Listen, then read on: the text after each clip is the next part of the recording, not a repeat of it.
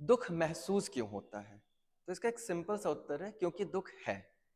सबसे महत्वपूर्ण है यही जानना, क्योंकि क्या होता है ना कि हम लोग स्वीकार नहीं करते कि हमें दुख है।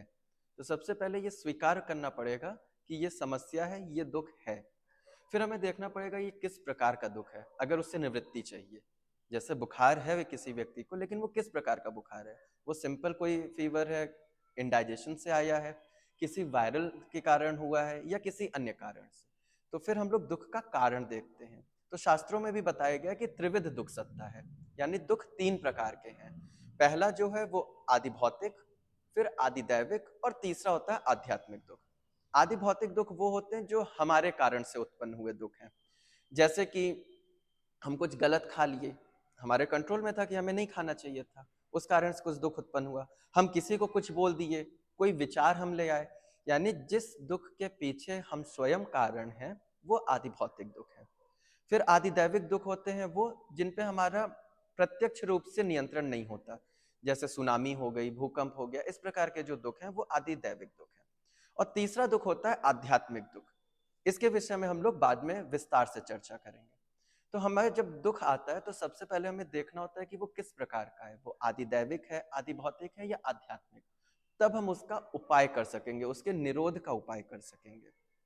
इसी प्रकार से महर्षि पतंजलि ने बताया कि 9 प्रकार के ऑब्स्टिकल्स होते हैं जिनके कारण दुख उत्पन्न होता है। उन 9 में उन्होंने बताया व्याधि, स्त्यान, संशय, प्रमाद, आलस्य, अविरति, अलब्ध भूमिकत्व, अनावस्थित तत्व और भ्रांति दर्शन। ये 9 प्रकार के ऑब्स्टिकल्स हैं। जब हम इनसे जूझ रहे होते हैं तो फिर दुख का कारण उत्पन्न होता है और हम अपने किसी भी गोल को अचीव नहीं कर पाते। इन 9 ऑब्स्टिकल से अगर हम निकल जाते हैं तो हमारे दुख समाप्त हो जाते हैं। और इसको पहचाने कैसे कि हम इन 9 ऑब्स्टिकल से घिरे हुए हैं, यानी किसी एक से, या 9 के 9 से, या किसी 3-4 से घिरे हुए? तो महर्षि पतंजलि ने ये योग सूत्र में उसका सिम्टम्स भी बताए। उन्होंने बताया दुख दौर्मनस्य अंग में जयत तो श्वास प्रश्वास विक्षेप सब हुआ। यानी अगर हम इन 9 ऑब्स्टिकल जो अभी बताए गए उनसे घिरे हुए तो हमारे जीवन में दुख होगा। दौर्मनस्य यानी कि मन हमारा इम्बैलेंस होगा, एंजाइटी, डिप्रेशन जैसी चीज। अंग में जयत्व यानी कि lack of coordination between body and mind, शरीर और मन का सामंजस्य नहीं बनेगा। जैसे बहुत बार हम लोग देखे होंगे खुद को भी या अन्य किसी को कि बैठे हैं, उनको पता भी नहीं चल रहा और पैर हिल रहा है या हाथ ऐसे ऐसे हिल रहा है, लगातार ऐसे ऐसे कुछ ना कुछ करते रहते हैं, उन्हें पता नहीं होता। तो ये भी एक इस तरह का अंग में जयत्व है। और श्वास प्रश्वास विक्षेप यानी कि सांस लेने और छोड़ने की जो प्रक्रिया है वो स्वस्थ स्थिति में नहीं होगी अगर हम इन 9 में से किसी से घिरे हुए हैं। तो इससे बचने का क्या तरीका है? महर्षि पतंजलि ने कई सारे उपाय बताए। उसमें से एक तरीका है मैत्री करुणा मुदितोपेक्षा नाम सुख दुख पुण्य पुण्य विषया नाम भावना चित्त प्रसादनम। यानी कि जो सुखी व्यक्ति है उसके साथ मित्रता का भाव रखो, जो दुखी व्यक्ति है उसके साथ करुणा रखो, फिर जो पुण्य लोग हैं जो अच्छा कर रहे हैं उनसे मुदित यानी प्रेम करो, और जो लोग अपुण्य यानी बुरा कर रहे हैं उनकी उपेक्षा करो। अपुण्य जरूरी नहीं कोई समाज में किसी को मार रहा हो, गाली दे रहा हो, वही अपुण्य है।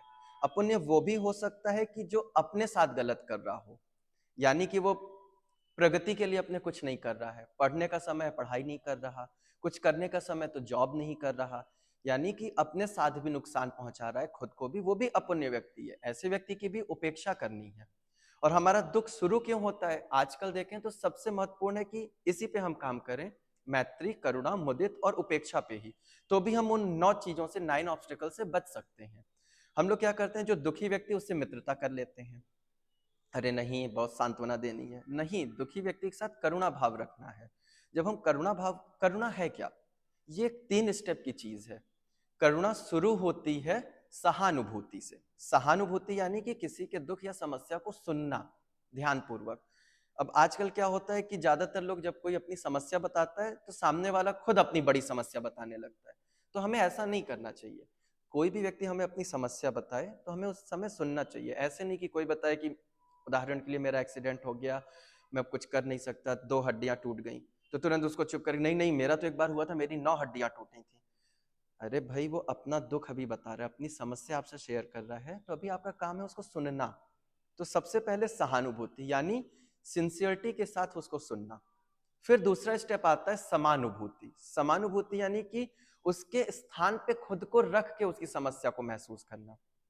क्योंकि कक्षा 3 या 4 के विद्यार्थी के लिए जो गणित के सवाल कठिन है, कक्षा 12वीं के लिए वो कठिन नहीं है।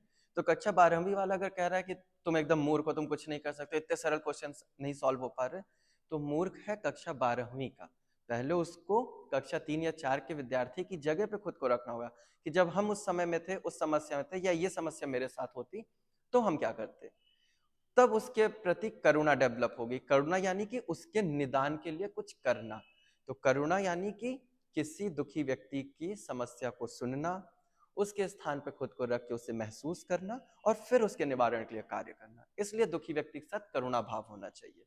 पुण्य लोगों के साथ निश्चित सी बात है प्रेम होना चाहिए, और जो अपुण्य है उनकी उपेक्षा करनी चाहिए। नहीं तो क्या होगा, उनके कारण हमारा मन खराब होगा, फिर हमारे मन खराब होने के कारण जो लोग हमसे जुड़े हैं उनका मन खराब होगा। तो एक लंबी श्रृंखला बन जाएगी खराब मन वालों की। तो अच्छा ये है कि ब्रेक लगाना चाहिए और अपुण्य को उपेक्षा करनी चाहिए। तो यदि हम लोग लाइफ में इस सूत्र को फॉलो करें, मैत्री करुणा मुदितोपेक्षा नाम सुख दुख पुण्य पुण्य विषया नाम भावना चित्त प्रसादनम, तो हम धीमे धीमे लाइफ में ज्यादा प्रसन्न रह सकेंगे। इस बात को हमेशा ध्यान रखिए। जय श्री राम।